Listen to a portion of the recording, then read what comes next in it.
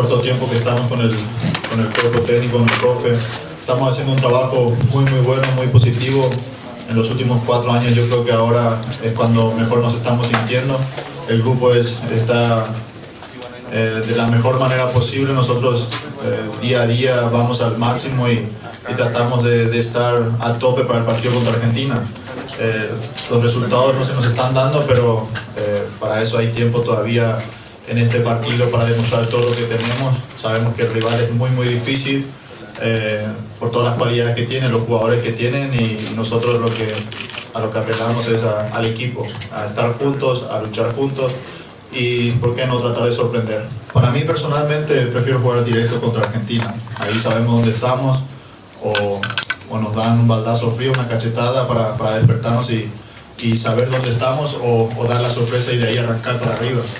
Personalmente me gustan los desafíos y yo creo que Argentina es uno de los favoritos a ganar esta Copa América, y si tenemos que enfrentarle a ellos es mejor enfrentarlos ahora en el primer partido. Frenarle a Messi es una de las preguntas que todo el mundo se hace cuando va a enfrentarse a un jugador como él. Para mí es el mejor de la historia y 1 contra 1 es imposible. Por eso nosotros apelamos al equipo, a enfrentarlo con los 11 que estamos ahí y tratar de ayudarnos en cada metro que nos toca en la cancha.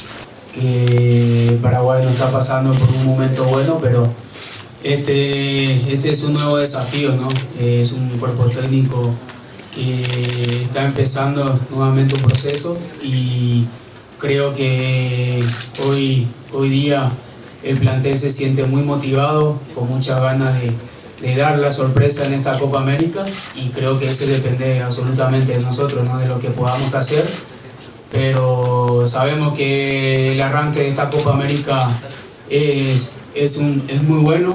Enfrentar a uno de los favoritos para nosotros es un gran desafío, pero esto es fútbol, es 11 contra 11. Nosotros el sábado vamos a tratar de aportar cada uno nuestro granito de arena, como se dice, y creo que la concentración va a ser fundamental para este partido. Es un buen parámetro para saber lo que queremos y también lo que el grupo quiere ganar esta Copa América, ¿no? Así que lo fundamental sería tratar de empezar esta Copa América digamos de la mejor manera, que es obviamente con un buen resultado el día sábado.